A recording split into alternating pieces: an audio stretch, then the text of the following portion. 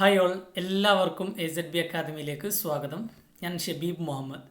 ഇന്ന് നമ്മൾ കുറച്ച് ചോദ്യങ്ങളിലൂടെ ഹിസ്റ്ററി പഠിക്കാൻ പോവുകയാണ്. ഓക്കെ, ഈ 2024 PSC ചോദിച്ചിട്ടുള്ള പ്രധാനപ്പെട്ട ചോദ്യങ്ങൾ നമ്മൾ സോൾവ് ചെയ്ത് പോവുകയാണ്. ഈ ഒരു എക്സസൈസിൻ്റെ ഉദ്ദേശം എന്ന് പറയുന്നത് ചോദ്യങ്ങളെ എങ്ങനെയൊക്കെയാണ് തെറ്റുകൂടാതെ നമ്മൾ യഥാർത്ഥത്തിലുള്ള ആൻസറിലേക്ക് എത്തുക എന്നതാണ് നമ്മൾ ഇന്നത്തെ ഒരു സെഷനിലൂടെ പഠിക്കാൻ പോകുന്നത്. അപ്പം മാക്സിമം നെഗറ്റീവ്സ് ഒഴിവാക്കി സ്കോർ ഉയർത്താനായിരിക്കണം നമ്മളൊക്കെ പരീക്ഷയ്ക്ക് ശ്രദ്ധിക്കേണ്ടത്. ഓക്കെ, നമ്മുടെ AZB അക്കാദമിയുടെ ഒരു വർഷ വാലിഡിറ്റിയുള്ള ആരംഭം കോഴ്സിൽ നിങ്ങൾക്കിപ്പോൾ ജോയിൻ ചെയ്യാവുന്നതാണ്. ഫീസ് വരുന്നത് 5,999 രൂപയാണ്. താല്പര്യമുള്ള ആളുകൾ താഴെ കാണുന്ന നമ്പറിൽ കോൺടാക്റ്റ് ചെയ്യുക. ഓക്കെ, ഇവിടെ നമ്മൾ ആദ്യത്തെ ചോദ്യം, നിങ്ങൾക്ക് ഇവിടെ ചോദ്യം കാണാൻ കഴിയുന്നുണ്ട് അല്ലേ? ആദ്യത്തെ ചോദ്യം എന്താണ്? ഭഗത് സിംഗുമായി ബന്ധമില്ലാത്ത പ്രസ്താവനയാണ്. ഒരു ചോദ്യം കാണുമ്പോൾ നമ്മൾ ആദ്യം ശ്രദ്ധിക്കേണ്ടത് ശരിയായ പ്രസ്താവനയാണോ തെറ്റായ പ്രസ്താവനയാണോ. ഇവിടെ എന്താണ് ചോദിച്ചിട്ടുള്ളത്?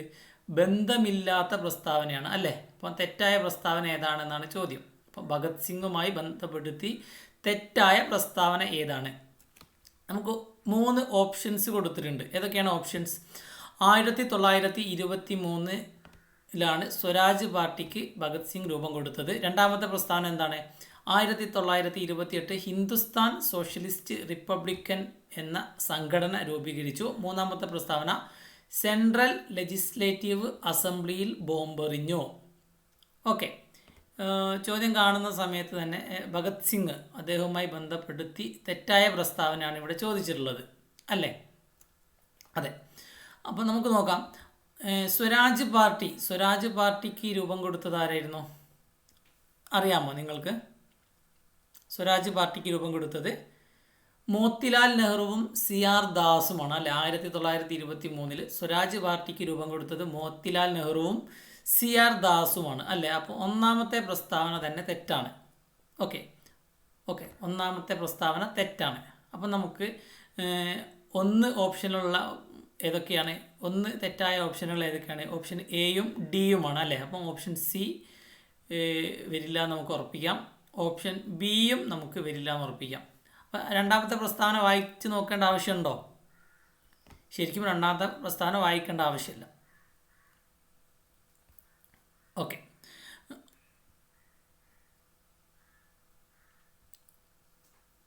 രണ്ടാമത്തെ പ്രസ്താവന നമുക്ക് ജസ്റ്റ് ഒന്ന് നോക്കാം. 1928 ഹിന്ദുസ്ഥാൻ സോഷ്യലിസ്റ്റ് റിപ്പബ്ലിക്കൻ എന്ന സംഘടന, അതിൽ ഭഗത് സിംഗ് എന്ത് ചെയ്തിട്ടുണ്ട്? പ്രവർത്തിച്ചിട്ടുണ്ട് അല്ലേ? ഓക്കെ, ഭഗത് സിംഗുമായി ബന്ധമില്ലാത്ത പ്രസ്താവനയാണ്. എന്താണ്? 1928 ഹിന്ദുസ്ഥാൻ സോഷ്യലിസ്റ്റ് റിപ്പബ്ലിക്കൻ എന്ന സംഘടന രൂപീകരിച്ചത് ഭഗത് സിംഗ് ആണെന്ന് പറയുന്നു. പക്ഷേ ഈ ഒരു സംഘടനയിൽ ഭഗത് സിംഗ് പ്രവർത്തിച്ചിട്ടുണ്ട്. പക്ഷേ ഇത് രൂപീകരിച്ചത് ഭഗത് സിംഗ് അല്ല. ആരായിരുന്നു? ചന്ദ്രശേഖർ ആസാദും അതേപോലെ തന്നെ സുഖ്ദേവും കൂടി ചേർന്നിട്ടാണ് ഈ ഒരു ഹിന്ദുസ്ഥാൻ സോഷ്യലിസ്റ്റ് റിപ്പബ്ലിക്കൻ എന്ന സംഘടന രൂപീകരിച്ചത്. അപ്പം ചന്ദ്രശേഖർ ആസാദാണ് അതിൻ്റെ നേതൃത്വത്തിൽ ഉണ്ടായിരുന്നത്. അപ്പം രണ്ടാമത്തെ പ്രസ്താവന എന്താണ്? ഇവിടെ തെറ്റാണ് അല്ലേ? രണ്ടാമത്തെ പ്രസ്താവനയും ഇവിടെ തെറ്റാണ്. അപ്പം നമുക്ക് ഓപ്ഷനിലേക്ക് വരാം. എന്താണ്? ഓപ്ഷൻ ഡി ആണ് ഇവിടെ ശരി ഉത്തരം. ഓക്കെ, അപ്പം സെൻട്രൽ ലെജിസ്ലേറ്റീവ് അസംബ്ലിയിൽ ബോംബ് എറിഞ്ഞത് ഭഗത് സിംഗ് ആണ്. ഇതിനാണ് അദ്ദേഹം തൂക്കിലേറ്റപ്പെട്ടത് എന്നൊക്കെ നമ്മൾ പഠിച്ചിട്ടുണ്ട് അല്ലേ? അപ്പം ഇവിടെ 1ഉം 2ഉം പ്രസ്താവനകൾ തെറ്റാണ്. അപ്പം സ്വരാജ് പാർട്ടിക്ക് രൂപം കൊടുത്തത് ആരാണ്? CR ദാസും മോത്തിലാൽ നെഹ്റുവുമാണ്. ഏത് വർഷമാണ്? 1923 1923 ജനുവരി 1 സ്വരാജ് പാർട്ടി രൂപീകൃതമാകുന്നത്. ഒന്നാമത്തെ കാര്യം. ഹിന്ദുസ്ഥാൻ സോഷ്യലിസ്റ്റ് റിപ്പബ്ലിക്കൻ എന്ന സംഘടന രൂപീകരിച്ചത് ചന്ദ്രശേഖർ ആസാദിൻ്റെ നേതൃത്വത്തിലാണ്. അപ്പം ഭഗത് സിംഗ് അതിൽ പ്രവർത്തിച്ചിട്ടുണ്ട്. പക്ഷേ രൂപീകരിച്ചത് ആരാണ്? ചന്ദ്രശേഖർ ആസാദ്, സുഖ്ദേവ്, SN സന്യാൽ തുടങ്ങിയവരാണ്. ഓക്കെ, മൂന്നാമത്തെ പ്രസ്താവന ശരിയാണ്. സെൻട്രൽ ലെജിസ്ലേറ്റീവ് അസംബ്ലിയിൽ ബോംബ് എറിഞ്ഞത് ആരാണ്? ഭഗത് സിംഗ് ആണ്. അപ്പം ഇവിടെ 31 ഈ ഒരു ചോദ്യത്തിൻ്റെ ഉത്തരം എന്താണ് വരുന്നത്? ഡി. 1ഉം 2ഉം പ്രസ്താവനകൾ തെറ്റാണ്. ഓക്കെ, കൃത്യമാണല്ലോ. ഇനി അടുത്തൊരു ചോദ്യത്തിലേക്ക് നമ്മൾ പോകുന്നു. സ്വാതന്ത്ര്യാനന്തര ഇന്ത്യ നേരിട്ട പ്രധാന വെല്ലുവിളികളിൽ ഉൾപ്പെടാത്തത് കണ്ടെത്താനാണ്. ഇവിടെയും ഉൾപ്പെടാത്ത പ്രസ്താവനകളാണ് കണ്ടെത്താൻ പറഞ്ഞിട്ടുള്ളത്. എന്താണ്? സ്വാതന്ത്ര്യത്തിന് ശേഷം ഇന്ത്യ നേരിട്ട പ്രധാന വെല്ലുവിളികളിൽ ഉൾപ്പെടാത്തത് കണ്ടെത്തുക. ഓക്കെ, ഒന്ന് വായിച്ചു നോക്കിയേ. ഒന്നാമത്തെ പ്രസ്താവന എന്താണ്? അഭയാർത്ഥി പ്രവാഹം. രണ്ടാമത്തെ എന്താണ്? വർഗീയ ലഹള. മൂന്നാമത്തെ എന്താണ്? സ്വാതന്ത്ര്യത്തിന് ശേഷവും ഇന്ത്യയിൽ ബ്രിട്ടീഷ് അധീന പ്രദേശങ്ങൾ. നാലാമത്തെ നാട്ടുരാജ്യ സംയോജനം. ഈ 4 പ്രസ്താവനകളും സ്റ്റേറ്റ്മെൻറ്റുകളും നിങ്ങളൊന്ന് ജസ്റ്റ് ഒന്ന് വായിച്ചു നോക്കിക്കേ. സ്വാതന്ത്ര്യത്തിന് ശേഷം ഇന്ത്യ നേരിട്ട പ്രധാന വെല്ലുവിളികളിൽ ഒന്നായിരുന്നു അഭയാർത്ഥി പ്രവാഹം, അല്ലേ? അഭയാർത്ഥികൾ ഇന്ത്യയിൽ നിന്ന് പാകിസ്ഥാനിലേക്കും പാകിസ്ഥാനിൽ ഇന്ത്യയിലേക്കൊക്കെ ഒരുപാട് അഭയാർത്ഥികൾ അങ്ങോട്ടും ഇങ്ങോട്ടും ഒക്കെ വന്നിരുന്നു. അത് വലിയൊരു പ്രതിസന്ധി തന്നെയായിരുന്നു ഇന്ത്യക്ക് ഉണ്ടായിരുന്നത്. അപ്പോൾ ഒന്നാമത്തെ പ്രസ്താവന ശരിയാണ്. അതേപോലെ വർഗീയ ലഹള, അല്ലേ? സ്വാതന്ത്ര്യത്തിന് ശേഷം ഇന്ത്യയിൽ വലിയ രീതിയിലുള്ള വർഗീയ ലഹളകൾ ഉണ്ടായിട്ടുണ്ട്. മൂന്നാമത്തേത് എന്താണ്? സ്വാതന്ത്ര്യത്തിന് ശേഷവും ഇന്ത്യയിൽ ബ്രിട്ടീഷ് അധിനിവേശ പ്രദേശങ്ങൾ ഉണ്ടായിരുന്നോ? ഇല്ല. സ്വാതന്ത്ര്യത്തിന് ശേഷം ഇന്ത്യയിൽ ബ്രിട്ടീഷ് അധീന പ്രദേശങ്ങളില്ലായിരുന്നു. മൂന്നാമത്തേത് തെറ്റാണ്, അല്ലേ? പോർച്ചുഗീസുകാർ ഇവിടെ ഉണ്ടായിരുന്നു. 1961 വരെ അവർ ഇവിടെ ഉണ്ടായിരുന്നു, അല്ലേ? ഓക്കെ, അപ്പം ബ്രിട്ടീഷുകാർ സ്വാതന്ത്ര്യത്തിന് ശേഷം ബ്രിട്ടീഷ് അധീന പ്രദേശങ്ങൾ ഇന്ത്യയിൽ ഇല്ലായിരുന്നു. അപ്പോൾ മൂന്നാമത്തെ പ്രസ്താവന തെറ്റാണ്. ഓക്കെ, അപ്പോൾ 1ഉം 2ഉം ശരിയാണെന്ന് നമുക്കറിയാം. തെറ്റായ ഒരു പ്രസ്താവന 3 പ്രസ്താവന ഉള്ളത് സി മാത്രമാണ്, അല്ലേ? സി ആണ് ഇവിടെ ശരിയായിട്ടുള്ള ഉത്തരം. അപ്പം നമ്മൾ ആലോചിച്ച് നോക്കണം. സ്വാതന്ത്ര്യത്തിന് ശേഷം ബ്രിട്ടൻ ഇന്ത്യക്ക് സ്വാതന്ത്ര്യം നൽകി, അല്ലേ? 1947 ഓഗസ്റ്റ് 15. ഓക്കെ, അതിനുശേഷം ബ്രിട്ടീഷ് അധീന പ്രദേശങ്ങൾ ഇന്ത്യയിൽ ഇല്ലായിരുന്നു, അല്ലേ? അപ്പം ബ്രിട്ടീഷ് അധീന പ്രദേശങ്ങൾ സ്വാതന്ത്ര്യത്തിന് ശേഷം ഇന്ത്യയിൽ ഇല്ലായിരുന്നു. പോർച്ചുഗീസുകാർ യൂറോപ്യൻസ് അധിനിവേശ പ്രദേശങ്ങൾ എന്ന് ചോദിച്ചാൽ ചിലപ്പോൾ ഇത് നമുക്കൊന്ന് ആശങ്ക ഉണ്ടാവും. ഓക്കെ, ബ്രിട്ടീഷ് എന്ന് പറയുമ്പോൾ എന്തായാലും ഇല്ല എന്ന് നമുക്ക് എന്ത് ചെയ്യാം? ഇവിടെ ഉറപ്പിക്കാം. ഈ 4ാമത്തെ പ്രസ്താവന നമുക്ക് ജസ്റ്റ് ഒന്ന് വായിക്കാം. നാട്ടുരാജ്യങ്ങളുടെ സംയോജനം, അല്ലേ? നാട്ടുരാജ്യങ്ങളെ സംയോജിപ്പിച്ചിട്ടായിരുന്നു ഇന്ത്യ ഒരു യൂണിയനായിട്ട് മാറിയിട്ടുള്ളത്. നാട്ടുരാജ്യങ്ങൾ ഒരുപാട് ജുനഗർ ഉണ്ടായിരുന്നു, ഹൈദരാബാദ് ഉണ്ടായിരുന്നു, തുടങ്ങി ഒരുപാട് നാട്ടുരാജ്യങ്ങളെ നമ്മൾ സംയോജിപ്പിച്ചിട്ടാണ് ഇന്ന് കാണുന്ന ഈ ഒരു പൊളിറ്റിക്കൽ സ്ട്രക്ചറിലേക്ക് ഇന്ത്യ വന്നിട്ടുള്ളത്, അല്ലേ? അപ്പം ഈ കാര്യങ്ങളൊക്കെ നിങ്ങൾ എന്ത് ചെയ്യുക? ഓർത്തിരിക്കുക. കൃത്യമാണോ ഞാൻ പറഞ്ഞ കാര്യം? എല്ലാവർക്കും മനസ്സിലായല്ലോ? അപ്പം ഇങ്ങനെ വേണം ഓരോ ഓപ്ഷനും നമ്മൾ വളരെ ഡീറ്റെയിൽഡായിട്ട് ആലോചിച്ചിട്ട് വേണം ഉത്തരത്തിലേക്ക് വരാൻ. അപ്പം 34ാമത്തെ ചോദ്യത്തിൻ്റെ ശരിയായിട്ടുള്ള ഉത്തരം ഓപ്ഷൻ സി ആണ് കേട്ടോ. ഓപ്ഷൻ സി ആണ്. അപ്പം 4 പ്രസ്താവനകളും കൃത്യമായി വായിച്ചാൽ മാത്രമേ ഇത്തരത്തിലുള്ള ചോദ്യങ്ങൾക്ക് നമുക്ക് ഉത്തരം കണ്ടെത്താൻ കഴിയുകയുള്ളൂ. ഓക്കെ, അടുത്ത ചോദ്യം ശരിയായ ജോഡികളാണ് കേട്ടോ. ശരിയായ ജോഡികൾ കണ്ടെത്താൻ വേണ്ടിയിട്ടാണ് ആവശ്യപ്പെട്ടുള്ളത്.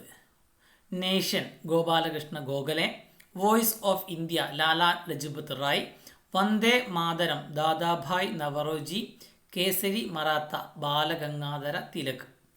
ഓക്കെ, ഈ ഒരു ചോദ്യം നിങ്ങളൊന്ന് ആലോചിച്ച് നോക്കിക്കേ. ശരിയായ ജോഡികൾ ഓക്കെ ഒന്ന് ആലോചിച്ച് നോക്കിക്കേ. ഓക്കെ, ഞാനിതിൻ്റെ ഉത്തരം പറയാം. ഇവിടെ നമുക്ക് പരിചിതമായ ഇവിടെ ഈ കാണുന്ന ബോക്സിലുള്ള ആളുകളൊക്കെ നമുക്ക് പരിചിതമാണ്, അല്ലേ? എല്ലാവരെയും പരിചിതമാണ്. അതേസമയം തന്നെ ഇവിടെ നമുക്ക് ഏതൊക്കെയാണ് കൂടുതൽ പരിചിതമായത്? കേസരിയും മറാത്തയുമാണ്, അല്ലെ? കേസരി മറാത്ത നമുക്കറിയാം ബാലഗംഗാധര തിലകിൻ്റെ പത്രങ്ങളാണ്, അല്ലേ? ഈ സൈഡിൽ ലെഫ്റ്റ് സൈഡിൽ കൊടുത്തിട്ടുള്ളത് ന്യൂസ് പേപ്പേഴ്സാണ്. റൈറ്റ് സൈഡിൽ കൊടുത്തിട്ടുള്ളത് എന്താണ്? അതിൻ്റെ സ്ഥാപകരാണ് ന്യൂസ് പേപ്പേഴ്സും സ്ഥാപകരും. അപ്പോൾ 4ാമത്തേത് നമുക്ക് നോക്കാം. കേസരിയും മറാത്തയും ആരുടേതാണ്? ബാലഗംഗാധര തിലകിൻ്റേതാണ്, അല്ലേ? അതെ, ബാലഗംഗാധര തിലകിൻ്റെ പത്രങ്ങളാണ് കേസരിയും മറാത്തയും. അപ്പം 4ാമത്തെ പ്രസ്താവന ശരിയാണ്. അപ്പം 4ാമത്തെ പ്രസ്താവന ശരിയായിട്ടുള്ള 2 ഓപ്ഷനുകളാണുള്ളത്. ഓപ്ഷൻ ബിയും ഓപ്ഷൻ സിയും. അപ്പം ഓപ്ഷൻ 1 തെറ്റാണെന്ന് നമുക്കിവിടെ ഉറപ്പിക്കാം. അതേപോലെ തന്നെ ഓപ്ഷൻ ഡിയും ഇവിടെ തെറ്റാണെന്ന് നമുക്ക് ഉറപ്പിക്കാം, അല്ലേ? 4ാമത്തേത് ശരിയാണ്. ഇനി നമുക്ക് നോക്കാം. നേഷൻ ആരുടേതാണ്?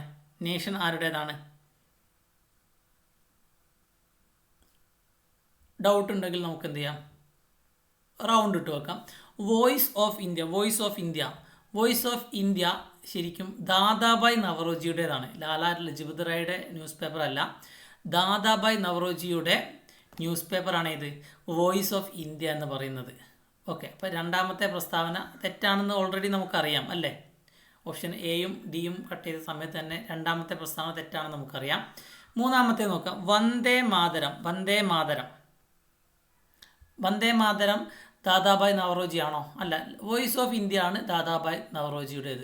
അപ്പോൾ വന്ദേ മാതരം ദാദാഭായ് നവറോജിയുടേതല്ല. ആരുടേതാണ്? ബിപിൻ ചന്ദ്രപാലിൻ്റേതാണ്. ബിപിൻ ചന്ദ്രപാലായിരുന്നു അതിൻ്റെ പബ്ലിഷർ. വന്ദേ മാതരം എന്ന ന്യൂസ് പേപ്പറിൻ്റെ പബ്ലിഷർ ബിപിൻ ചന്ദ്രപാലായിരുന്നു. അതിൻ്റെ എഡിറ്റർ ആരായിരുന്നു? അരവിന്ദോ ആയിരുന്നു അതിൻ്റെ എഡിറ്റർ. അപ്പം മൂന്നാമത്തെ പ്രസ്താവനയും തെറ്റാണ്. അപ്പോൾ ഓപ്ഷൻ ബിയും നമുക്കിവിടെ എന്ത് ചെയ്യാം? എലിമിനേറ്റ് ചെയ്യാൻ കഴിയും. പിന്നെയുള്ള ഓപ്ഷൻ ഏതാണ്? ഓപ്ഷൻ സി ആണ് അല്ലേ. അപ്പം നേഷൻ ഗോപാലകൃഷ്ണ ഗോഖലെയുടേതാണ്. കേസരി മറാത്ത ബാലഗംഗാധര തിലകിൻ്റേതുമാണ്. അപ്പോൾ ഇങ്ങനെ നമ്മൾ എന്ത് ചെയ്യുക, ഓരോ ചോദ്യങ്ങളും ചിലപ്പം ഇത്തരത്തിലുള്ള ചോദ്യങ്ങളായിരിക്കും റാങ്ക് മേക്കിംഗ് ആയിട്ട് വരുന്നത്. അപ്പം ഞാനിത് പറയാൻ കാരണം, ഒരു പരീക്ഷയ്ക്ക് 58 കട്ട് ഓഫ് നിശ്ചയിക്കുകയാണെങ്കിൽ അതിൻ്റെ മുകളിൽ ഓരോ മാർക്കും നിശ്ചയിക്കുന്നത് ഇതുപോലെയുള്ള ചോദ്യങ്ങൾ നമ്മൾ സോൾവ് ചെയ്യാൻ പറ്റുന്നുണ്ടോ എന്നതിനെ അടിസ്ഥാനപ്പെടുത്തിയായിരിക്കും. അപ്പം ഇത്തരത്തിലുള്ള ചോദ്യങ്ങൾ നമ്മൾ എന്ത് ചെയ്യണം? ചെയ്ത് ശീലിക്കണം. ഓക്കെ, നേഷൻ ഗോപാലകൃഷ്ണ ഗോഖലെയുടേതാണ്. വോയിസ് ഓഫ് ഇന്ത്യ ദാദാഭായ് നവറോജിയുടേതാണ്. വന്ദേ മാതരം ആരുടേതാണ്? വന്ദേ മാതരം ബിപിൻ ചന്ദ്രപാലിൻ്റേതാണ്. അതിൻ്റെ എഡിറ്ററായിരുന്നു അരവിന്ദോ. കേസരി മറാത്ത എന്നീ ന്യൂസ് പേപ്പേഴ്സ് ബാലഗംഗാധര തിലകിൻ്റേതുമാണ് എന്ന കാര്യം എന്ത് ചെയ്യുക? ഓർത്തു വെക്കുക, മറക്കരുത്. റാങ്ക് മേക്കിംഗ് ആവാൻ സാധ്യതയുള്ള രീതിയിലുള്ള ക്വസ്റ്റ്യൻസ് ആണ് ഞാൻ ഇതുവരെ നിങ്ങൾക്ക് പരിചയപ്പെടുത്തിയത്. ഓക്കെ ആണല്ലോ. ഇനി നമ്മൾ അടുത്തൊരു ചോദ്യത്തിലേക്ക് പോകുന്നു. എല്ലാ ചോദ്യങ്ങളും ഓപ്ഷനുകൾ കൊണ്ട് നിറയുകയാണെന്നൊക്കെ വിചാരിക്കുന്നുണ്ടാവും നിങ്ങൾ. കാരണം നമ്മൾ ഇത്തരത്തിലുള്ള പ്ലാറ്റ്ഫോമിൽ വന്ന് പഠിക്കുന്ന സമയത്ത് ഇത്തരത്തിലുള്ള ചോദ്യങ്ങളെ നമ്മൾ പഠിക്കാൻ ശ്രമിക്കണം, പരിചയപ്പെടാൻ ശ്രമിക്കണം. ആ രീതിയിലാണ് AZP അക്കാദമി ഈ ഒരു സീരീസ് തന്നെ ആരംഭിച്ചിട്ടുള്ളത്. അപ്പോൾ നമുക്ക് നോക്കാം. ശ്രീനാരായണ ഗുരുവുമായി ബന്ധപ്പെട്ട വസ്തുതകളുടെ ശരിയായ ജോഡിയാണ് അല്ലേ. ശരിയായ ജോഡിയാണോ തെറ്റായ ജോഡിയാണോ എന്ന് നമ്മൾ എന്ത് ചെയ്യണം? ആദ്യമേ ഉറപ്പുവരുത്തുക. അപ്പോൾ ശ്രീനാരായണ ഗുരുവുമായി ബന്ധപ്പെട്ട വസ്തുതകളെ അത് പരിശോധിച്ച് ശരിയായ ജോഡി കണ്ടെത്താനാണ് പറഞ്ഞിട്ടുള്ളത്. ഓക്കെ, ഓരോ സംഭവങ്ങളും ലെഫ്റ്റ് സൈഡിൽ കൊടുത്തിട്ടുണ്ട്. അതിന് അനുയോജ്യമായ വർഷങ്ങൾ റൈറ്റ് സൈഡിൽ കൊടുത്തിട്ടുണ്ട്. ഓക്കെ, നമുക്ക് ഇവിടെ നോക്കാം. അരുവിപ്പുറം പ്രതിഷ്ഠ എന്ന് പറയുമ്പോൾ നമുക്കറിയാം 1888 അല്ല അരുവിപ്പുറം പ്രതിഷ്ഠ ശ്രീനാരായണ ഗുരു നടത്തിയിട്ടുള്ളത് 1888. ഓക്കെ, 1 സി ഓപ്ഷൻ വരുന്ന എത്ര പ്രസ്താവനകൾ ഇവിടെ ഉണ്ട്? എത്ര ഓപ്ഷനുകളുണ്ട്? അപ്പം ബി നമുക്കിവിടെ കട്ട് ചെയ്യാൻ പറ്റും, ഡിയും കട്ട് ചെയ്യാൻ പറ്റും അല്ലേ. അപ്പോൾ 1 സി ആണെന്ന് നമുക്ക് ഉറപ്പായി അല്ലേ. ഓക്കെ, ഓപ്ഷൻ എയും ഓപ്ഷൻ സിയും നമ്മുടെ മുന്നിലുണ്ട്. ഇപ്പോൾ ടാഗോറിൻ്റെ സന്ദർശനം നമുക്കത് ഉറപ്പുള്ള കാര്യമല്ല, നമുക്കത് പെൻഡിങ്ങിൽ വെക്കാം. ഓക്കെ, ഗാന്ധിജി കേരള സന്ദർശനം നമുക്കറിയാം എന്നായിരുന്നു 1925 അല്ലേ. വൈക്കം സത്യാഗ്രഹ അനന്തരം ഗാന്ധിജി ഇന്ത്യയിൽ വന്നിട്ടുണ്ട്. അത് കേരളത്തിൽ വന്നിട്ടുണ്ട്. ഏതായിരുന്നു ആ വർഷം? 1925. അപ്പോൾ ഗാന്ധിജിയുടെ കേരള സന്ദർശനം 1925. അപ്പം 3 ഡി വരുന്ന ഒരു ഓപ്ഷൻ മാത്രമേ ഉള്ളൂ. ഏതാണത്? സി ആണ് അല്ലേ, സി ആണ്. അപ്പം ഗാന്ധിജിയുടെ കേരള സന്ദർശനം 1925. ഇനി നമുക്ക് നോക്കാം. ടാഗോറിൻ്റെ സന്ദർശനം 1922 കേട്ടോ. ടാഗോറിൻ്റെ കേരള സന്ദർശനം 1922. ശ്രീനാരായണ ഗുരു സമാധി എന്നാണ് 1928. ഈ വർഷങ്ങളൊക്കെ നിങ്ങൾ പഠിച്ചു വെക്കണം. ഇങ്ങനെ മാച്ച് ദി ഫോളോയിങ് രീതിയിൽ ചോദ്യങ്ങളൊക്കെ വന്നു കഴിഞ്ഞാൽ നമുക്കത് സോൾവ് ചെയ്യാൻ, അത് ഈസി ആയിട്ട് സോൾവ് ചെയ്യാൻ കഴിയും. അപ്പം അരുവിപ്പുറം പ്രതിഷ്ഠ 1888. ടാഗോറിൻ്റെ സന്ദർശനം 1922. ഗാന്ധിജിയുടെ സന്ദർശനം 1925. ഗുരുവിൻ്റെ സമാധി 1928. ഇനി അടുത്തൊരു ചോദ്യം. ഈ ഒരു ചോദ്യം കൂടി നിങ്ങൾ വളരെ ക്ഷമാപൂർവ്വം വായിച്ചു നോക്കുക. കേരളത്തിലെ സാമൂഹിക പരിഷ്കർത്താക്കളും പ്രസ്ഥാനങ്ങളും സംബന്ധിച്ച ശരിയായ ജോഡി. ഇപ്പോൾ എപ്പോഴും ശരിയാണോ തെറ്റാണോ എന്ന് നമ്മൾ ആദ്യം ഉറപ്പുവരുത്തുക. ശരിയായ ജോഡിയാണ് ചോദിച്ചിട്ടുള്ളത്. വാക്ബടാനന്ദൻ ഏതുമായിട്ട് ബന്ധപ്പെട്ട് കിടക്കുന്നു? വാഗ്ബടാനന്ദൻ നമുക്കറിയാം ആത്മവിദ്യാ സംഘവുമായിട്ടാണ് വാഗ്ബടാനന്ദൻ ബന്ധപ്പെട്ട് കിടക്കുന്നത്? ഒന്ന് ബി ആണ് അല്ലേ? ഒന്ന് ബി ആണ്. ഇനി സഹോദരൻ അയ്യപ്പൻ്റെ പ്രത്യേകത എന്താണ്? സഹോദര പ്രസ്ഥാനമാണ് അല്ലെ? സഹോദര പ്രസ്ഥാനമാണ് സഹോദരൻ അയ്യപ്പനുമായി ബന്ധപ്പെട്ട് കിടക്കുന്നത്. 2 സി ആണ്. മൂന്നാമത്തെ എന്താണ്? വൈകുണ്ഠ സ്വാമികൾ, അയ്യ വൈകുണ്ഠ സ്വാമികൾ എന്താണ്? സമത്വ സമാജവുമായി ബന്ധപ്പെടുത്തിയാണ് നമ്മൾ പഠിച്ചിട്ടുള്ളത് അല്ലേ? വൈകുണ്ഠ സ്വാമികൾ സമത്വ സമാജമാണ്. VT ഭട്ടതിരിപ്പാടോ യോഗക്ഷേമ സഭയാണ്. ഇപ്പം ഓരോ പ്രസ്ഥാനങ്ങളും അവരുടെ നേതാക്കളും അത് രൂപം കൊണ്ട വർഷവും വളരെ കൃത്യമായിട്ടൊരു പേപ്പറിൽ നിങ്ങൾ ഇന്ന് തന്നെ എഴുതി വെക്കുക. അത് കാണാതെ പഠിച്ചു വെക്കുക. അപ്പോൾ ചോദ്യങ്ങൾ നിങ്ങൾക്ക് പ്രതീക്ഷിക്കാം. ഇത് ഒരു ക്വസ്റ്റ്യൻ പേപ്പറിൽ വന്ന 2 ചോദ്യങ്ങളാണ്. നേരത്തെ ഞാൻ പറഞ്ഞതും ഈ ഒരു ചോദ്യവും ഒരേ ക്വസ്റ്റ്യൻ പേപ്പറിൽ വന്ന ചോദ്യമാണ്. ഓക്കെ, അപ്പം ഇവിടെ ശരിയായിട്ടുള്ള ഉത്തരം ഏതാണ്? 1 ബി ആണ്, 2 സി ആണ്. 1 ബി, 2 സി, 3 എ ആണ്. അപ്പോൾ ഓപ്ഷൻ സി ആണ് ഇവിടെ ശരിയായിട്ടുള്ള ഉത്തരം. ഞാൻ പറഞ്ഞ കാര്യം കൃത്യമാണല്ലോ. ഇപ്പം വാഗ്ബടാനന്ദൻ ആത്മവിദ്യാ സംഘവുമായി ബന്ധപ്പെട്ട് കിടക്കുന്നു. സഹോദരൻ അയ്യപ്പൻ സഹോദര പ്രസ്ഥാനമാണ്. വൈകുണ്ഠസ്വാമികൾ സമത്വ സമാജമാണ്. VT ഭട്ടതിരിപ്പാട് യോഗക്ഷേമ സഭയുമായി ബന്ധപ്പെട്ട് കിടക്കുന്നു. ഈ കാര്യങ്ങൾ കൃത്യമായി മനസ്സിലാക്കുക. ക്ലിയർ ആണല്ലോ? നമുക്ക് അടുത്തൊരു ചോദ്യത്തിലേക്ക് കടക്കാം. അതായത് ഞാൻ പറഞ്ഞു വൈക്കം സത്യാഗ്രഹം നടന്ന വർഷമാണ്. ഈ ഒരു ചോദ്യം കാണുമ്പോൾ ചിലർക്കെങ്കിലും മനസ്സിൽ ഒരു സംശയം ഉണ്ടാവും. എന്താണ് ആ സംശയം എന്ന് ഞാൻ പറയട്ടെ. ഇവിടെ 1924 1925 കൊടുത്തിട്ടുണ്ട്. ഇവിടെ ചോദ്യം എന്താണ്? വൈക്കം സത്യാഗ്രഹം നടന്ന വർഷമാണ്. ആരംഭിച്ചത് 1924 വൈക്കം സത്യാഗ്രഹം അവസാനിച്ചത് 1925. അപ്പം ഏതായിരിക്കും ഉത്തരം വരിക? മോസ്റ്റ് പ്രോബബ്ലി PSC ഈ ചോദ്യം ഡിലീറ്റ് ചെയ്യും. കാരണം എന്താണ്? വൈക്കം സത്യാഗ്രഹം ആരംഭിച്ച വർഷം 1924. ഇത് അവസാനിക്കുന്നത് 1925. 2 വർഷവും ഇവിടെ കൊടുത്തുകൊണ്ട് എന്താണ്? ഈ ഒരു ചോദ്യം PSC ക്യാൻസൽ ചെയ്യും. കൃത്യമാണല്ലോ? ഇത് നമ്മളെ കൺഫ്യൂസ് ചെയ്യുന്ന രീതിയിലായിരിക്കും ക്വസ്റ്റ്യൻ. നമ്മൾ ചിലപ്പോൾ ഒരു മിനിറ്റ് ഇതിനെക്കുറിച്ച് ആലോചിക്കും, ഏത് കൊടുക്കണം ഏത് കൊടുക്കണ്ട എന്നുള്ളത്. ബിയും സിയും അല്ല നമുക്ക് ഉറപ്പാണ് അല്ലേ? ഉറപ്പാണ്. അപ്പം എയോ ഡിയോ ആണോ വരിക എന്ന് നമ്മൾ ആലോചിക്കും. പക്ഷേ അങ്ങനെയാണെങ്കിലും നടന്ന വർഷം ചോദിക്കുമ്പോൾ നമ്മൾ ആൻസർ ചെയ്യേണ്ടത് എന്നാണ്? 1924 PSC മാർക്ക് തരാണെങ്കിൽ തരട്ടെ അല്ലേ? അപ്പം ഇത് PSC ക്യാൻസൽ ചെയ്തൊരു ചോദ്യമാണ്. അതുകൊണ്ട് നിങ്ങളിതിനെക്കുറിച്ച് വറീഡ് ആവേണ്ട ആവശ്യമില്ല. ഇനി നമ്മൾ അടുത്ത ഒരു ചോദ്യത്തിലേക്ക് പോകുന്നു. പോർച്ചുഗീസുകാരുടെ കയ്യിൽ നിന്ന് ചാലിയം കോട്ട തിരിച്ചു പിടിക്കാൻ സാമൂതിരിയെ സഹായിച്ചത് ആരാണ്? എല്ലാം കുഞ്ഞാലിമരക്കാരാണല്ലേ? 4 കുഞ്ഞാലിമരക്കാരുണ്ട് അല്ലേ? കുഞ്ഞാലിമരക്കാർ ഒന്നാമനുണ്ട്, കുഞ്ഞാലിമരക്കാർ രണ്ടാമനുണ്ട്, കുഞ്ഞാലിമരക്കാർ മൂന്നാമനുണ്ട്, കുഞ്ഞാലിമരക്കാർ നാലാമനുണ്ട്. ഓക്കെ, 4 കുഞ്ഞാലിമരക്കാരുണ്ട്. കൃത്യമായിട്ട് പഠിച്ച ആളുകൾക്ക് മാത്രമേ ഈ ഒരു ചോദ്യം ആൻസർ ചെയ്യാൻ കഴിയുകയുള്ളൂ. ഇവിടെ ശരിയായിട്ടുള്ള ഉത്തരം ഏതാണ്? കുഞ്ഞാലിമരക്കാർ മൂന്നാമനാണ് കേട്ടോ. കുഞ്ഞാലിമരക്കാർ മൂന്നാമനാണ് ഇവിടെ ശരിയായിട്ടുള്ള ഉത്തരം. കുഞ്ഞാലിമരക്കാർ മൂന്നാമനാണ് ശരിയായിട്ടുള്ള ഉത്തരം. കൃത്യമാണല്ലോ? അപ്പം പോർച്ചുഗീസുകാരുടെ കയ്യിൽ നിന്ന് ചാലിയം കോട്ട തിരിച്ചു പിടിക്കാൻ വേണ്ടി സാമൂതിരിയെ സഹായിച്ച വ്യക്തി ആരാണെന്ന് ചോദിച്ചാൽ കുഞ്ഞാലിമരക്കാർ മൂന്നാമനാണ്. കുഞ്ഞാലിമരക്കാരെ കുറിച്ചൊക്കെ നമുക്ക് ഒരുപാട് പഠിക്കാനുണ്ട്. നമ്മുടെ ക്ലാസ്സുകളിൽ ഇത്തരം കാര്യങ്ങളൊക്കെ വളരെ ഡീറ്റെയിൽഡ് ആയിട്ട് നമ്മൾ മെൻഷൻ ചെയ്ത് പോകുന്നുണ്ട്. അപ്പം നിങ്ങൾ എന്ത് ചെയ്യുക, ഈ കാര്യങ്ങളൊക്കെ കൃത്യമായിട്ട് പഠിക്കണം. ഓക്കെ, ഇപ്പോൾ നിലവിൽ free PSC foundation batch start ചെയ്തിട്ടുണ്ട്. അതിൽ ജോയിൻ ചെയ്യാൻ താല്പര്യമുള്ള ആളുകൾ എന്ത് ചെയ്യുക, താഴെ നമ്പർ കൊടുത്തിട്ടുണ്ട്. നിങ്ങൾ താഴെ കാണുന്ന നമ്പറിൽ ബന്ധപ്പെടണം കേട്ടോ. ഓക്കെ, നമുക്ക് അടുത്തൊരു ചോദ്യത്തിലേക്ക് പോകാം. മലയാളത്തിലെ ആദ്യത്തെ വ്യാകരണ ഗ്രന്ഥമാണ് ചോദിച്ചിട്ടുള്ളത്. ഇപ്പം ഹെർമൻ ഗുണ്ടേട്ട് എന്നൊക്കെ കാണുമ്പോൾ ആദ്യം പോയിട്ട് ഹെർമൻ ഗുണ്ടേട്ട് പിടിച്ചിട്ട് നമ്മൾ എന്ത് ചെയ്യും, ബ്ലിങ്ക് ചെയ്യും അല്ലേ? പിന്നെയാണ് നമ്മൾ ഒന്നുകൂടി ആലോചിച്ച് നോക്കുക. ആദ്യത്തെ വ്യാകരണ ഗ്രന്ഥമാണ് ചോദിച്ചിട്ടുള്ളത്. അപ്പോൾ ഹെർമൻ ഗുണ്ടേട്ടാണ് വരിക? അല്ല, ഏതാണ്?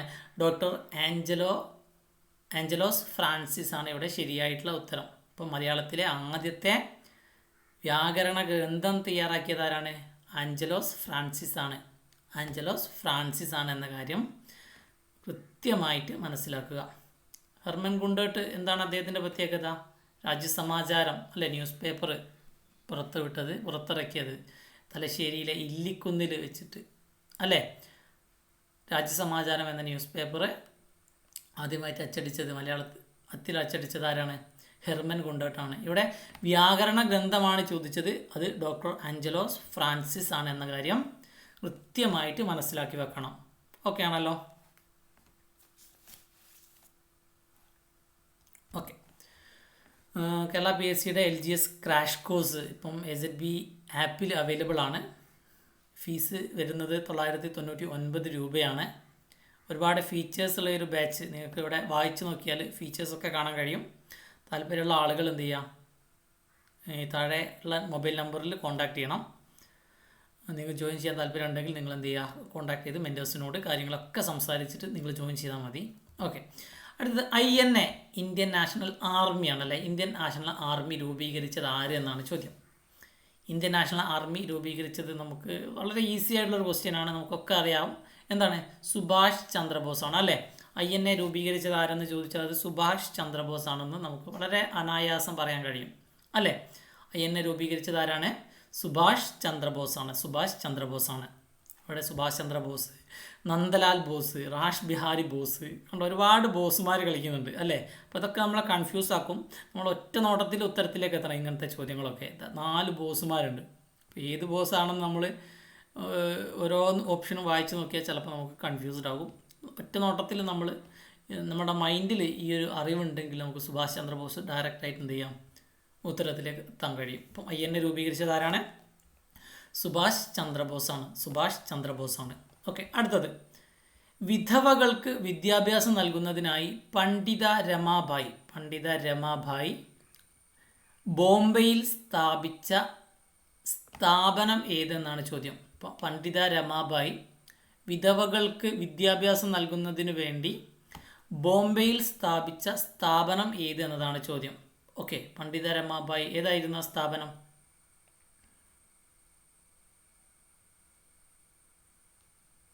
ഏതാണ്? നിങ്ങൾക്കറിയാമോ? ശാരദാ സദനാണ് കേട്ടോ. ശാരദാ സദനാണ് ഇവിടുത്തെ ശരിയായിട്ടുള്ള ഉത്തരം. ഇപ്പോൾ പണ്ഡിത രമാഭായിയുമായി ശാരദാ സദനെ നിങ്ങൾ എന്ത് ചെയ്യണം, കണക്ട് ചെയ്ത് വെക്കണം. ഇതിവിടെ ഹിതകരണി സമാജം ആരാണ്? വീരേശലിംഗം പന്തലു ആണ് കേട്ടോ. ഹിതകരണി സമാജം വീരേശലിംഗം പന്തലു ആണ്. വീരേശലിംഗം പന്തലു 1905 ഹിതകാരിണി സമാജം സ്ഥാപിച്ചിട്ടുള്ളത്. പ്രാർത്ഥന സമാജ് ആരംഭിച്ചത് ആരായിരുന്നു? പ്രാർത്ഥന ആത്മാറാം പാണ്ഡുറാങ് ആണ് കേട്ടോ. പ്രാർത്ഥന സമാജ് സ്ഥാപകൻ ആരാണ്? ആത്മാറാം പാണ്ഡുറാങ് ആണ്. തിയോസഫിക്കൽ സൊസൈറ്റി ആരായിരുന്നു? നിങ്ങൾ കമൻറ്റിൽ രേഖപ്പെടുത്തുക കേട്ടോ. Theosophical society. എല്ലാ പ്രസ്ഥാനങ്ങളും അവരുടെ സ്ഥാപകരും വർഷവും നിങ്ങൾ കൃത്യമായിട്ട് പഠിച്ചു വെക്കണം. ഒരുപാട് ചോദ്യങ്ങൾ എല്ലാ ക്വസ്റ്റ്യൻ പേപ്പറിലും, ഹിസ്റ്ററി സിലബസിലുള്ള എല്ലാ ക്വസ്റ്റ്യൻ പേപ്പറിലും ഏതെങ്കിലും ഒരു പ്രസ്ഥാനത്തെക്കുറിച്ച് അല്ലെങ്കിൽ അതിൻ്റെ സ്ഥാപകരെക്കുറിച്ച് അല്ലെങ്കിൽ അതിൻ്റെ വർഷം, അത് സ്ഥാപിച്ച വർഷത്തെക്കുറിച്ച് ചോദിക്കാറുണ്ട്. അപ്പോൾ വളരെ ഇമ്പോർട്ടൻ്റ് ആണ്. നിങ്ങൾ വൈറ്റ് പേപ്പറിൽ എഴുതി വെക്കുക ഓരോ പ്രസ്ഥാനങ്ങളും ഓരോ വർഷത്തിൻ്റെ ഓർഡറിൽ തന്നെ എഴുതി വെച്ചോളൂ. എന്നിട്ട് അതങ്ങ് 2, 3, 4 തവണ നിങ്ങൾ റിവൈസ് ചെയ്താൽ മതി. ഒരു 10 മിനിറ്റ് റിവിഷന് നിങ്ങൾക്ക് സമയം എടുക്കുകയുള്ളൂ. അപ്പോൾ നമുക്ക് ആ മൈൻഡിൽ അതങ്ങ് കിടന്നോളും. ഓക്കെ. അപ്പോൾ ചോദ്യം വന്നു കഴിഞ്ഞാൽ ഡയറക്റ്റായിട്ടുള്ള ചോദ്യമാണ്. അപ്പം പണ്ഡിത രമാഭായി വിധവകൾക്ക് വിദ്യാഭ്യാസം നൽകുന്നതിന് ആരംഭിച്ച സ്ഥാപനം ചോദിച്ച ശാരദാ സദൻ. പണ്ഡിത രമാഭായി ശാരദാ സദൻ നിങ്ങൾക്ക് മനസ്സിലുണ്ടെങ്കിൽ നിങ്ങൾക്ക് വേറെ ഒന്നും ആലോചിക്കേണ്ട ആവശ്യമില്ല അല്ലേ. ക്ലിയർ ആണല്ലോ? ഓക്കെ. അപ്പം നമ്മൾ അടുത്ത ചോദ്യത്തിലേക്ക് കിടക്കുകയാണ്. ഇന്ത്യയിൽ ദാരിദ്ര്യത്തിൻ്റെയും പട്ടിണിയുടെയും കാരണങ്ങളെ ചോർച്ചാ സിദ്ധാന്തം ഇംഗ്ലീഷിൽ അതിനെന്ത് പറയും? ഡ്രെയിൻ ഓഫ് വെൽത്ത് തിയറി എന്നാണ് പറയുക അല്ലേ. നമ്മുടെ സമ്പത്തൊക്കെ ബ്രിട്ടീഷുകാർ കാർന്നു കൊണ്ടുപോവുകയാണെന്ന ഒരു സിദ്ധാന്തം, തിയറി ആവിഷ്കരിച്ച വ്യക്തി ആരാണ്? PSC ഒരുപാട് ചോദ്യങ്ങൾ ഓരോ മാസവും ഏതെങ്കിലും ഒരു ചോദ്യ പേപ്പറിൽ ഒരു ചോദ്യം കൊടുക്കാറുണ്ട്. ചോർച്ചാ സിദ്ധാന്തം ആരുമായി ബന്ധപ്പെട്ട് കിടക്കുന്നു? ദാദാഭായ് നവറോജിയുമായിട്ടാണ് ചോർച്ചാ സിദ്ധാന്തം ബന്ധപ്പെട്ട് കിടക്കുന്നത്. ദാദാഭായ് നവറോജിയാണ്. അപ്പം ഇന്ത്യയിൽ ദാരിദ്ര്യത്തിൻ്റെയും പട്ടിണിയുടെയും കാരണങ്ങളെ ചോർച്ചാ സിദ്ധാന്തമായി ആവിഷ്കരിച്ച വ്യക്തി ആരാണ്? ദാദാഭായ് നവറോജിയാണ്. ദാദാഭായ് നവറോജിയാണ്. ബ്രിട്ടീഷുകാർ നമ്മുടെ സമ്പത്തൊക്കെ കൊള്ളയടിച്ച് പോവുകയാണെന്ന സിദ്ധാന്തമാണ് ചോർച്ചാ സിദ്ധാന്തം. ഇംഗ്ലീഷിൽ ഡ്രെയിൻ ഓഫ് വെൽത്ത് തിയറി എന്നാണ് പറയുക. നമ്മുടെ സമ്പത്തൊക്കെ ഡ്രെയിൻ തീർന്നു പോകുക എന്ന അർത്ഥമാണ് ഇതിനുള്ളത്. അപ്പം ദാദാഭായ് നവറോജിയാണ് ചോർച്ചാ സിദ്ധാന്തം ആവിഷ്കരിച്ച വ്യക്തി. കൃത്യമാണല്ലോ. അടുത്തത് കപ്പലോട്ടിയ തമിഴൻ. കപ്പലോട്ടിയ തമിഴൻ എന്നറിയപ്പെടുന്നത് ആര്? കപ്പലോട്ടിയ തമിഴൻ നമുക്കറിയാം വി.ഒ. ചിദംബരം പിള്ള. വി.ഒ. ചിദംബരം പിള്ളയാണ് കപ്പലോട്ടിയ തമിഴൻ എന്ന പേരിൽ അറിയപ്പെടുന്നത്. മറക്കരുത്, ഷുവർ ഷോട്ട് ചോദ്യമാണ് ഇത്. നിങ്ങൾ ഓർത്തിരിക്കണം, പഠിച്ചു വെക്കുക. കപ്പലോട്ടിയ തമിഴൻ ആരാണ്? വി.ഒ. ചിദംബരം പിള്ള. ഇങ്ങനെ ഡയറക്റ്റായിട്ട് ചോദ്യങ്ങൾ വന്നു കഴിഞ്ഞാൽ നമ്മൾ പഠിച്ചിട്ടുണ്ടെങ്കിൽ മാത്രമേ അത്രയും ചോദ്യങ്ങൾ നമുക്ക് ആൻസർ ചെയ്യാൻ പറ്റൂ. നേരെ മറിച്ച് പ്രസ്താവന രീതിയിൽ ചോദ്യങ്ങൾ വരികയാണെങ്കിലോ നമുക്ക് ഒന്നോ രണ്ടോ എണ്ണം അറിയുന്നതാണെങ്കിൽ നമുക്ക് ആ ഉത്തരത്തിലേക്ക് എത്താൻ കഴിയും.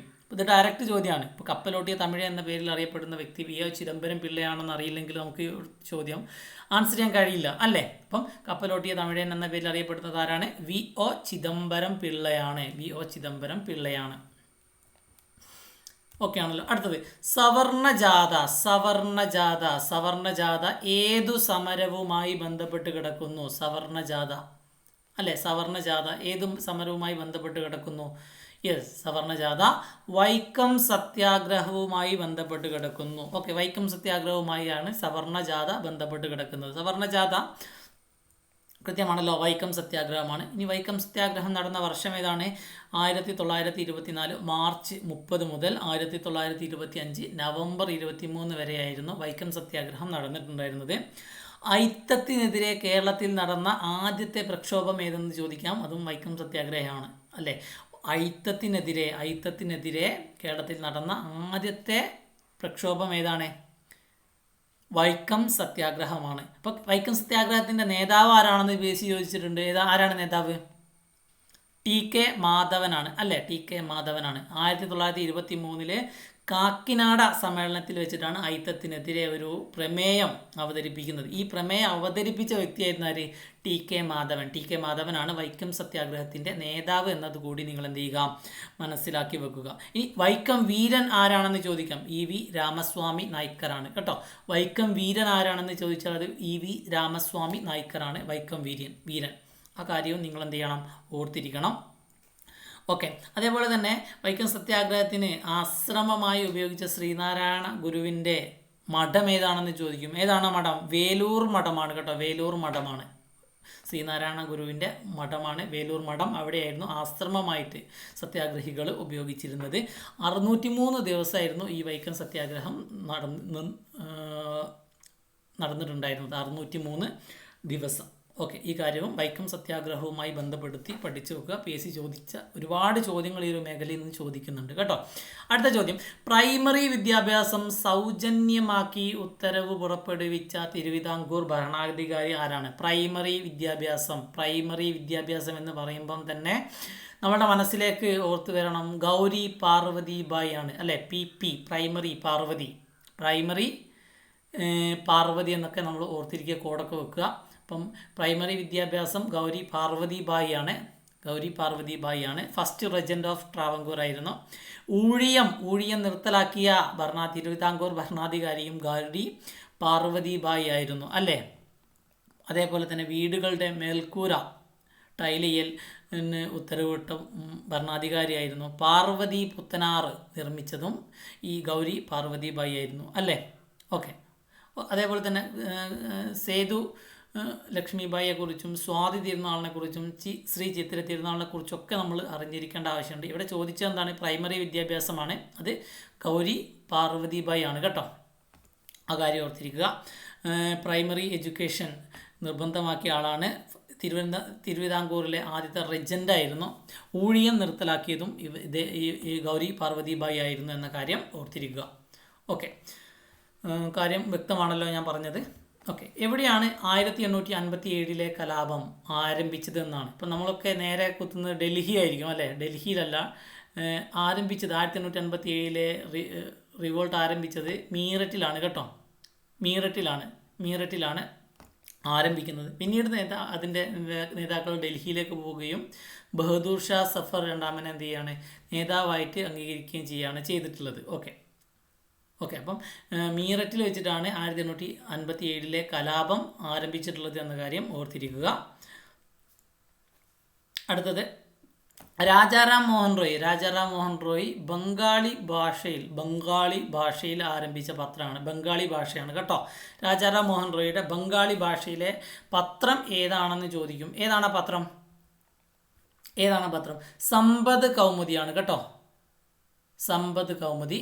അപ്പം രാജാറാം മോഹൻ റോയിയുടെ ന്യൂസ് പേപ്പർ ഓർത്തിരിക്കുക. സമ്പദ് കൗമുദി, മിറാത്തുൽ അക്ബർ, ബ്രാഹ്മണിക്കൽ മാഗസിൻ. ഈ 3 ന്യൂസ് പേപ്പറാണ് രാജാറാം മോഹൻ റോയ്ക്കുള്ളത്. ഇതൊക്കെയാണ് സമ്പദ് കൗമുദി, മിറാത്തുൽ അക്ബർ, ബ്രാഹ്മണിക്കൽ മാഗസിൻ. ഇതിൽ സമ്പദ് കൗമുദിയാണ് ബംഗാളി ഭാഷ എന്ന കാര്യം ഓർത്തിരിക്കുക. സമ്പദ് കൗമുദി ബംഗാളി ഭാഷയാണ്. ഓക്കെ ആണല്ലോ, ആ കാര്യം ഓർത്തിരിക്കുക. അടുത്തത് ഗാന്ധിജിയുടെ നേതൃത്വത്തിൽ നടന്ന അവസാന ബഹുജന സമരമാണ് അല്ലേ. അവസാന ബഹുജന സമരം. ഗാന്ധിജിയുടെ നേതൃത്വത്തിൽ നടന്ന ആദ്യത്തെ സമരം ഏതാണ്? ചമ്പാരൻ സത്യാഗ്രഹമാണല്ലേ. ചമ്പാരൻ സത്യാഗ്രഹ ശേഷം ഗേദ മിൽ സ്ട്രൈക്ക് ഉണ്ടായിരുന്നു. അഹമ്മദാബാദ് മിൽ സ്ട്രൈക്ക്, ഗേദ സത്യാഗ്രഹ അല്ലേ. ചമ്പാരൻ സത്യാഗ്രഹ, ഖേദ സത്യാഗ്രഹ, പിന്നീട് അഹമ്മദാബാദ് മിൽ സ്ട്രൈക്ക് വന്നു. ഏറ്റവും അവസാനം നടന്നതാണ് ഇവിടെ ചോദിച്ചത്. ഏതാണ്? ക്വിറ്റ് ഇന്ത്യ സമരമാണല്ലേ. ക്വിറ്റ് ഇന്ത്യ സമരം, ഡു ഓർ ഡൈ എന്ന മുദ്രാവാക്യം ഗാന്ധിജി ഉപയോഗിച്ച സമരമായിരുന്നു ക്വിറ്റ് ഇന്ത്യ സമരം എന്ന് പറയുന്നത് അല്ലേ. ഏത് വർഷമായിരുന്നു ക്വിറ്റ് ഇന്ത്യ സമരം നടന്നത്? 1942 1942 അല്ലേ. ഓക്കെ, ആ കാര്യം ഓർത്തിരിക്കുക. പിന്നെ നിസ്സഹകരണ സമരവും ഉപ്പ് സത്യാഗ്രഹവും ഒക്കെ ഉണ്ട്. ഇതിനൊക്കെ വർഷം നിങ്ങൾ എന്ത് ചെയ്യണം? പഠിച്ചു വെക്കണം കേട്ടോ. അടുത്ത ചോദ്യം, ഇന്ത്യൻ സ്വാതന്ത്ര്യ സമരത്തിൻ്റെ അന്തിമ ലക്ഷ്യം പൂർണ്ണ സ്വരാജ് ആണെന്ന് പ്രഖ്യാപിച്ച ഇന്ത്യൻ നാഷണൽ കോൺഗ്രസിൻ്റെ സമ്മേളനം നടന്നത് എവിടെ വെച്ചിട്ടായിരുന്നു? അതെ, 1929 ലാഹോറിൽ വെച്ചിട്ടാണ് അല്ലേ. അന്തിമ ലക്ഷ്യം പൂർണ്ണ സ്വരാജ് ആണെന്ന് പ്രഖ്യാപിച്ച INCയുടെ ഇന്ത്യൻ നാഷണൽ കോൺഗ്രസിൻ്റെ സമ്മേളനം എവിടെ വെച്ചിട്ടാണ് നടന്നത്? ലാഹോറിൽ വെച്ചാണ് നടന്നത് അല്ലേ. ലാഹോറിൽ വെച്ചാണ് നടന്നത്. ഓക്കെ, ആ കാര്യവും ഓർത്തിരിക്കുക. ഇനി ഏറ്റവും അവസാനത്തെ ചോദ്യമാണ്, ലോകമാന്യ എന്ന ജനങ്ങൾ ആദരവോടെ വിളിച്ച സ്വാതന്ത്ര്യ സമര സേനാനിയാണ്. ലോകമാന്യ ആരാണ്? ഞാനൊക്കെ ഓർത്തിരിക്കും. ലോകമാന്യ തിലക്, നേത്രാവതി എക്സ്പ്രസ് അല്ലേ. തിരുവനന്തപുരത്ത് നിന്നും നേത്രാവതിയിലേക്ക് പോകുന്ന ലോകമാന്യ തിലക് നേത്രാവതി എക്സ്പ്രസ് അല്ലേ. ലോകമാന്യ തിലക് ബാലഗംഗാധര തിലകാണ് കേട്ടോ. ലോകമാന്യ എന്നറിയപ്പെടുന്ന താരാണ്? ബാലഗംഗാധര തിലകാണ്. അപ്പം മറന്നു പോകാതിരിക്കാൻ ഇത്തരത്തിലുള്ള ചെറിയ ഷോർട്ട് ട്രിക്കുകളൊക്കെ നിങ്ങൾ ഉപയോഗിക്കണം. അപ്പം ലോകമാന്യ തിലക എന്ന് വിശേഷണമുള്ള സ്വാതന്ത്ര്യ സമര സേനാനിയെ ചോദിച്ചു കഴിഞ്ഞാൽ അത് ബാലഗംഗാധര തിലക് ആണ് എന്ന കാര്യം എന്ത് ചെയ്യുക? ഓർത്തിരിക്കുക. അപ്പോൾ നമ്മൾ ഇന്നത്തെ ഈ ഒരു സെഷൻ ഇവിടെ വൈൻഡപ്പ് ചെയ്യുകയാണ്. അപ്പോൾ ഞാൻ പറഞ്ഞ കാര്യങ്ങളൊക്കെ നിങ്ങൾക്ക് കൃത്യമായിട്ട് ഓർമ്മയുണ്ടല്ലോ. അപ്പോൾ നിങ്ങളൊരു പേപ്പർ എടുക്കുക, വൈറ്റ് പേപ്പർ എടുക്കുക, കേരളത്തിലെ പ്രധാനപ്പെട്ട പ്രക്ഷോഭങ്ങളെ എഴുതി വെക്കുക, നടന്ന വർഷം എഴുതി വെക്കുക, അതിനുശേഷം അതിൻ്റെ നേതാക്കൾ ആരൊക്കെയായിരുന്നു എന്ന കാര്യം ഓർത്തിരിക്കുക. പ്രധാനപ്പെട്ട നേതാക്കളെ സംബന്ധിച്ച് അവരുടെ ന്യൂസ് പേപ്പേഴ്സ് ഉണ്ടാകും, അല്ലെങ്കിൽ അവരുമായി ബന്ധപ്പെട്ട മറ്റു സംഭവ വികാസങ്ങളുണ്ടാകും. ആ കാര്യങ്ങൾ നിങ്ങൾ എന്ത് ചെയ്യണം? അതോടുകൂടി ഇങ്ങനെ ആ പേപ്പറിൽ തന്നെ ഇങ്ങനെ മാർക്ക് ചെയ്ത് പോയാൽ മതി. അപ്പോൾ നമ്മൾ എക്സാമിൻ്റെ തലേന്നാണെങ്കിൽ ജസ്റ്റ് ഒരു 10 മിനിറ്റ് കൊണ്ട് നമുക്ക് എന്ത് ചെയ്യാം? ആ കാര്യങ്ങളൊക്കെ ഒന്ന് റിവൈസ് ചെയ്ത് പോകാം. ഓക്കെ, റിവൈസ് ചെയ്യുമ്പോൾ നമ്മൾ അടുത്ത ദിവസം നമുക്ക് കൃത്യമായിട്ട് ഓർമ്മ വരും. അപ്പോൾ PSC ഈ 5 മാർക്കിനായിക്കൊള്ളട്ടെ 10 മാർക്കിന് ഹിസ്റ്ററി ചോദിച്ചു കഴിഞ്ഞാൽ ഒരു ചോദ്യം അല്ലെങ്കിൽ 2 ചോദ്യം ഈ ഒരു മേഖലയിൽ നിന്നും ഷോർട്ടായിട്ട് PSC ചോദിക്കാറുണ്ട്. അപ്പോൾ കൃത്യമായിട്ട് ഹിസ്റ്ററി നിങ്ങൾ എന്ത് ചെയ്യാം? വളരെ അനായാസം സിമ്പിളായിട്ട് ഒട്ടും സ്ട്രെസ്സില്ലാതെ പഠിക്കുക. എല്ലാവർക്കും നല്ലൊരു ദിനം ആശംസിക്കുന്നു. Thank you.